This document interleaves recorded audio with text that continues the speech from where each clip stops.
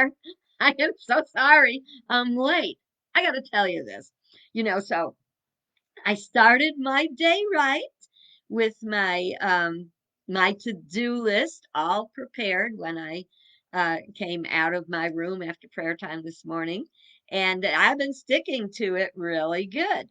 And I was sticking to it so good. One of the things I was doing is reviewing my manuscript that I am narrating so that it can be on Audible.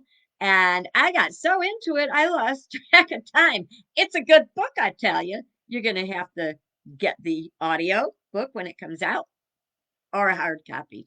But I'm so sorry. So here we are. Welcome to Life on the Light Side. And I am so glad you've joined me. I'm Alicia. And if this is your first time, hope you enjoy it.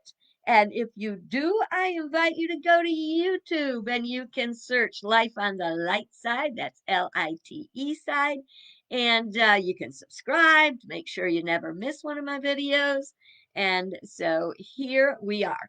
Also, note I love the comments and questions if you have them. Can't necessarily see them when I'm doing the video, but if I can't see them, I will look at them after. So here we go with today's video. And let me just get to my faithful notes on what do we do first? You got it. It is National Day Calendar. And if this is your first time, know that our goal is to lighten up, even if the day might be dark or the news might be challenging. We just know that we can take it all off of us, even for a little while. And every time we do that, we are stronger and happier. And when we do this and come out of hard times, we find that we have grown exponentially into being all around happier people. Sound good to you? Sounds good to me. Okay, so on the National Day calendar today, I got to tell you, I enjoy this so much. It is Johnny Appleseed Day. Yep.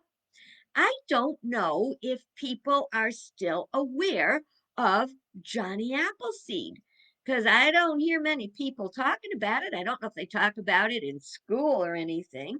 But for those who may not know, Johnny Appleseed's real name was John Chapman. And when he was only 2 years old, his mom passed away, and his dad took himself and his sister and took care of him the best he could. He was a good man. And Johnny Appleseed eventually wound up. Um, he was arborist that works with trees and such.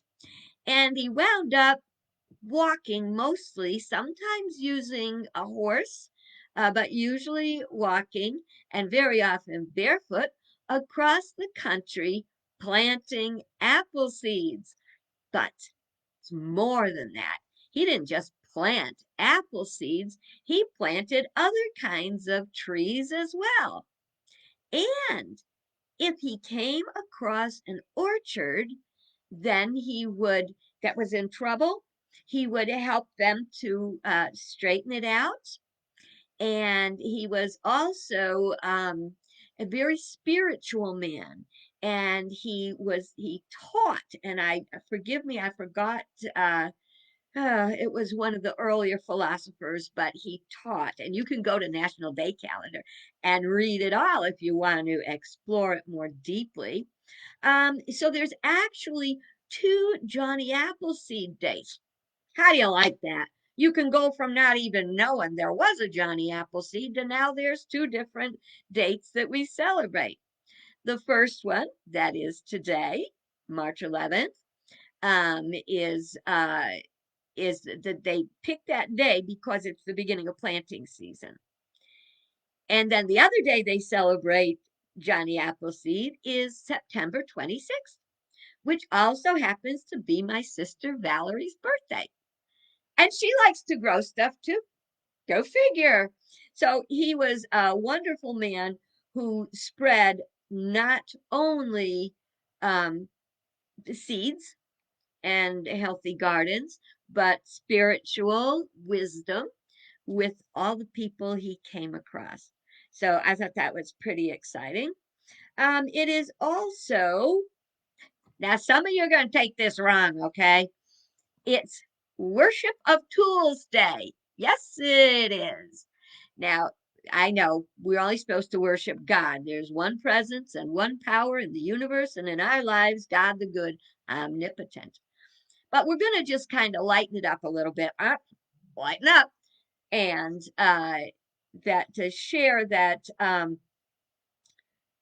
the word worship means worthship. It's the worth we give something. Okay. So take from this day the importance of taking good care of your tools. Show them, show the universe, show they're inanimate, but show God that you appreciate the tools you have to work with, and whether those are, anything from mechanic tools to dental tools to sewing tools, whatever your tools are, they help you get the job done. So it's a time to honor that. You don't leave them out in the rain to rust. You don't let them get dirty. You don't abuse them. You take good care of your tools, whatever they are. So this is Tool Worship Day. It is, and this one, I'm sorry, folks. I'm sorry. I'm sorry. I'm not that hot on this one. I know there's a bunch of young girls that will just be just twittering with excitement, but it is Promposal Day. This is something that they've built up since 2016. That it's a big day when guys, ask a girl to go to the prom, or a guy or a girl ask a girl. This is our world. But anyway, um, so they do videos. So expect that you're going to be seeing, out on Facebook and stuff, videos of promposals. And it's the same thing where everybody tries to outdo the other one.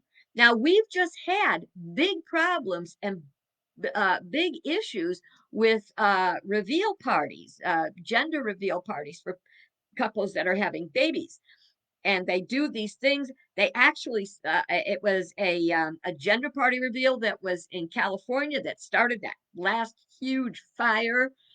People have, I just read an article where a father actually died in when the thing went off to reveal the gender of their child. That's nothing that kid's going to want to think back about how he lost his dad or her dad. Uh, you know, um, we get so many things blown out of proportion. We went to having, I don't remember my 16th birthday, sweet 16. I don't know. I probably had a cake. But now they got super sweet 16s. When I was staying with my son down on Long Island a few years ago, one of the girls in my jazzercise class was throwing her daughter a super sweet 16. It ran well over 10, $15,000 for a birthday party for your daughter with a band and all this. It's probably way more than that amount of money, but guys, it's not all about look at me, look at me, look at me. Um, Sorry, that was my curmudgeon. That was my inner curmudgeon. But I want us to value the other things a little bit more. Um, the very precious things, precious memories, and precious memories don't even have to cost a penny. Just saying. So, promposal day, if you want to do it up big. Uh, I don't suppose it matters a lot, but what kind of disturbs me about that is not the few people that pull off this great promposal, but the people that don't get asked to the prom, the people that have to go with their girlfriends or the guys that go stag or whatever you want to look at it, the wallflowers. Uh, I wasn't really a wallflower, But it wasn't like guys were knocking down the door to ask. But I tell you what, I still have in my treasure chest. Maybe I'll dig it out for tomorrow. I still have my first bouquet from my junior prom. Now, it doesn't look like a bouquet. It looks like a little brown, crumpled up mess. But that was, and it was from a guy named Carol Cody. And he was short and he had very big ears and very big feet. And he was an underclassman. And we went to the prom and it was fun. And we were classmates for a few more years. And then many years later, I saw him at a party we had for the chef. I went to cooking school, so we did a party for our chef.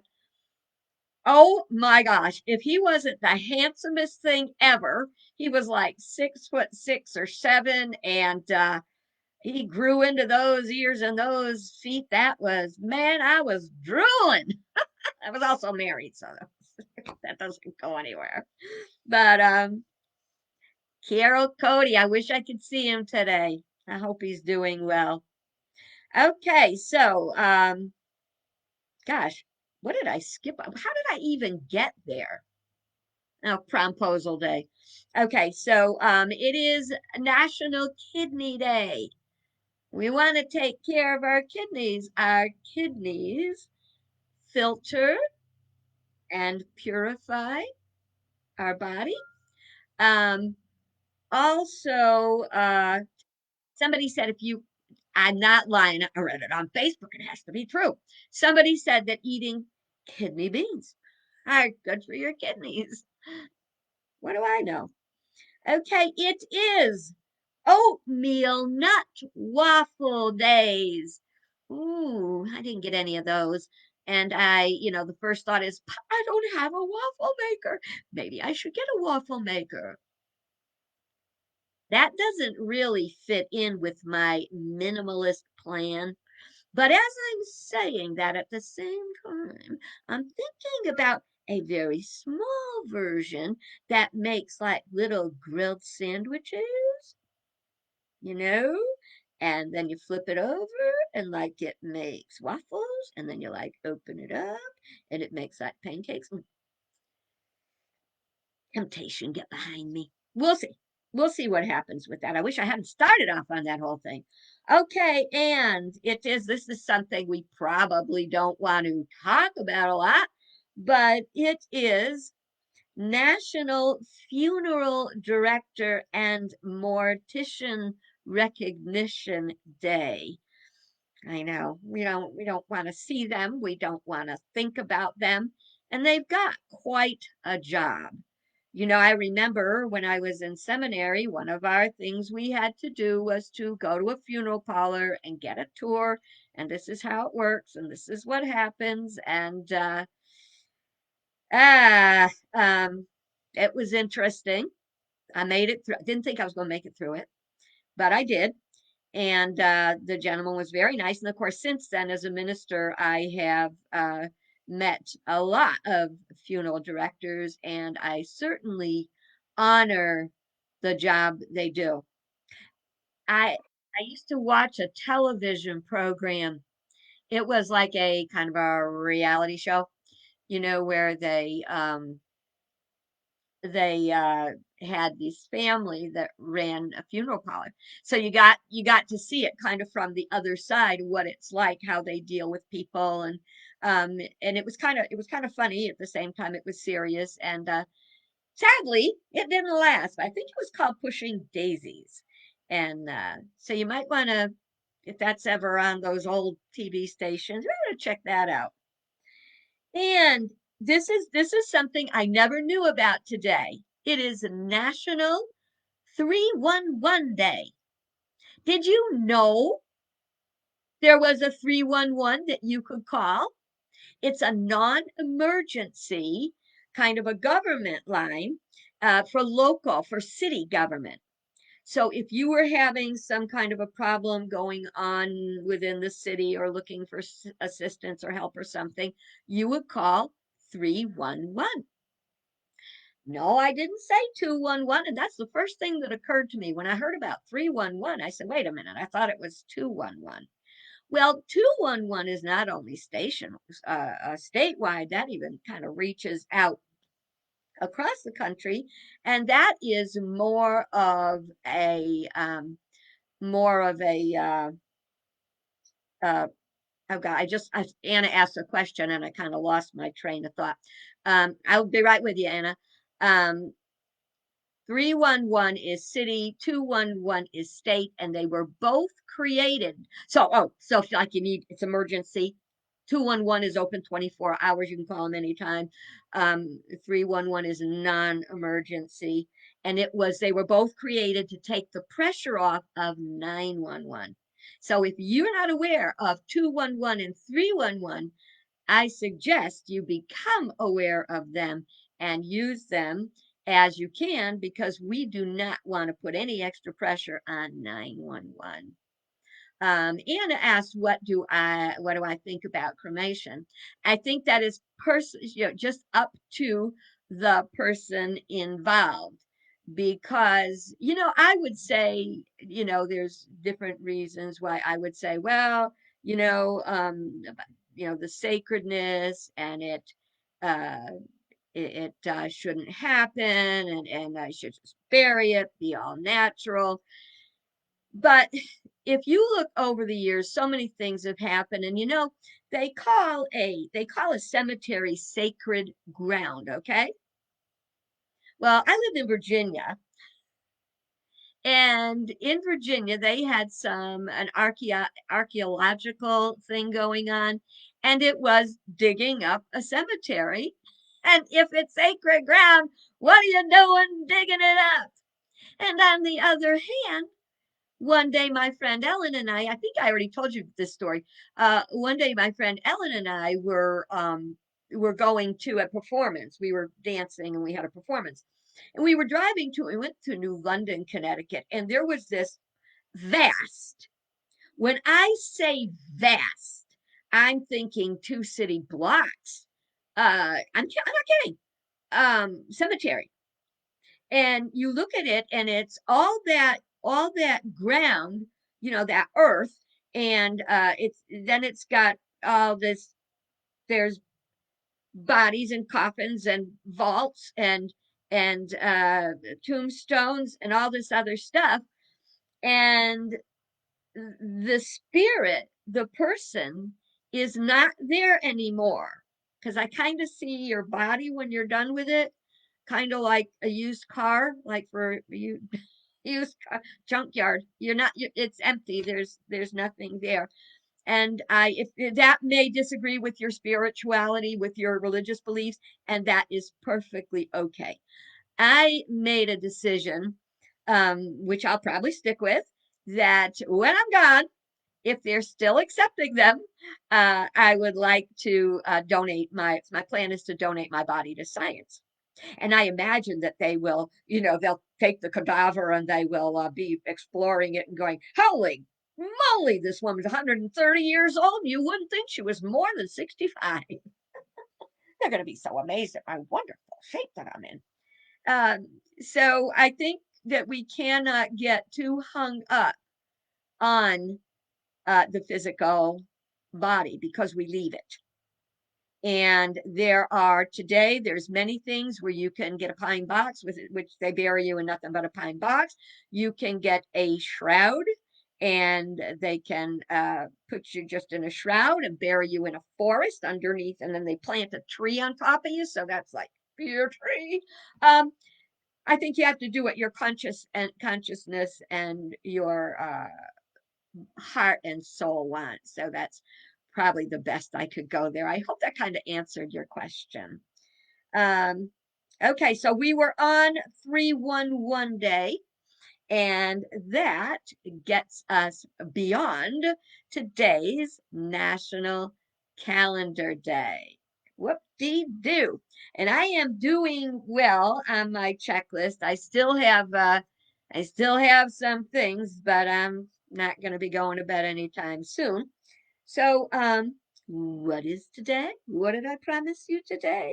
It is story time.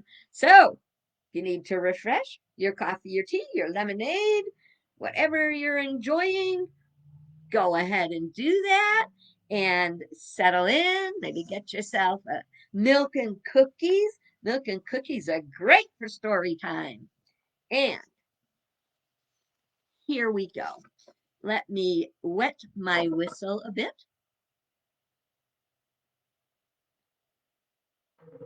Okay. Today's story is called The Art of Living.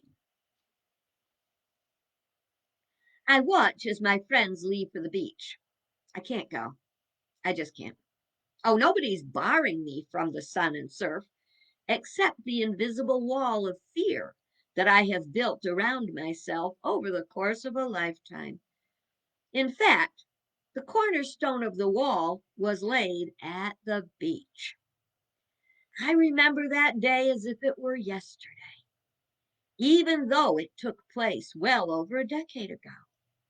One minute I was splashing and laughing. The next I felt searing pain of jellyfish tentacles burning my flesh. I don't know which was worse, the sting of the tentacles or the fear that this would happen again. For a while, I still went to the beach, carefully examining the water for signs of jellyfish before entering. The best time was when there were big, beautiful waves rolling in and no jellyfish, splashing on the beach, leaving a little ripples of foam in their wake. I had such fun. I would sit on the water's edge, letting the waves knock me over, laughing with delight. Eventually, my mother would call out, and I would have to go home. With a bathing suit seat full of sand from my adventures in the waves, I would waddle to the open air shower where my mother would help me try to rinse it out. Then came the day I forgot the sunblock and was sunburned to the point of blisters. The surf still called, though, and as I grew older, I wanted to body surf like the other tweens did. First, there was the jellyfish check, then the sunblock, and then I was off. Until the day we arrived at the beach to find gorgeous waves that were even taller than my father. Although there was little chance there would be any jellyfish in those rolling waves, I checked. Then I generously applied the sunblock and ran to play in the waves. My heart would pound as the waves loomed up behind me, swelling inch by inch and towering over me. As a wave started to curl, I would jump forward, letting it propel me to the shore. Then there came the largest wave I've ever seen, and the jump came too late. And the pull of the undertow as it yanked me under and away from the shore. I struggled. I went limp. And when it released me, I limped to the shore, vowing I would never again go to the beach. And that's when the cornerstone of the wall was laid.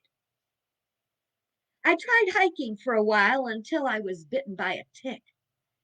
Having recently read an article about Lyme disease, I decided not to venture into the woods anymore.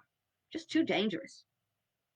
Air travel was next to go based on all the reports of crashes, disappearing planes, hijacking, and such. And this was followed by train travel. After hearing about a tragic train crash that was caused by an engineer who was texting. Driving or riding in cars ended when I skidded on the ice one day, and while I was not hurt, the car was totaled. There was only one safe place I knew of, and that was home. I work at home. Friends and family who want to see me visit me at home. When absolutely necessary, I walk to the grocery store on the corner. Then I rush home to get the cold food into the refrigerator so it doesn't spoil. After all, food poisoning can kill. I hate walking to the grocery store. I have to walk past a creepy cemetery. It reminds me that one day I'm going to die. I don't want to die. It's almost supper time, and I open the cupboards, then the fridge, only to discover I am out of just about everything. I have to walk to the store. It'll be getting dark in a little while. I gotta hurry. I grab a sweater, my purse, flashlight in case it gets dark, and my pepper spray in case a dog or mugger should attack, and I head out the door. It's almost dusk by the time I leave the grocery store. I walk as quickly as I can. As I reach the cemetery, my heart pounds. Suddenly, I hear footsteps from behind. Faster. The footsteps get faster. I slow down, moving to the side so the walker can pass. Nobody passes. The steps come closer, then beside me to follow my stride. I look up and see the most gorgeous man I've ever laid eyes on in all my 24 years. His hair is shoulder length and silky brown, with the slightest wave. It flows behind him, bouncing on his shoulder as he walks. His eyes are like dark pools I feel I could get lost in. His skin is sun-kissed, golden tan and flawless. Definitely looks like a surfer dude. He smiles at me, and somewhere deep within I quiver. Hi, my name is Ted Anderson, he says, extending his hand. I timidly reach out mine, feeling a rush at his touch. Mindy, I choke out. I've watched you walk by before, and I wanted to talk to you. I'm glad I caught up with you today. I can't speak. I just know I'm blushing. Do you live around here? I nod. What do you do for fun? I shrug my shoulders, tucking my head to the side. Do you go to the beach? I find my voice. No. How about the park? Do you like to go there? No, I say, shaking my head. Well, what do you do? I read quite a lot and take some online classes, and I'm very busy working at home as a virtual assistant. It sounds like heaps of fun, he teases. You've got to get out and live a little. For the first time that I can remember, I don't want to go home. I want to stay and talk to Ted. I decide to ask him if he'd like to go get coffee. I take a deep breath to muster my courage and turn around. He's gone. My eyes dart in every direction. Suddenly, I look at the cemetery. My eyes fall on a fresh grave. I freeze as I see the words on the headstone. Theodore Anderson, May 29th, 1990 to April 15th, 2014. Beneath the dates, there were the words, life is not measured by the number of breaths you take, but the number of moments that take your breath away. I lived. His words echoed in my heart. Live a little. And I vowed then and there that I would. The end. I hope you enjoyed that story. And that does it for today. No, it is not a true story, Anna, but it sure would be nice if it was. But remember, to always do your best to live a little, whether we're sitting in our home, quarantined, whatever's going on. Always remember to live a little. And I look forward to seeing you tomorrow.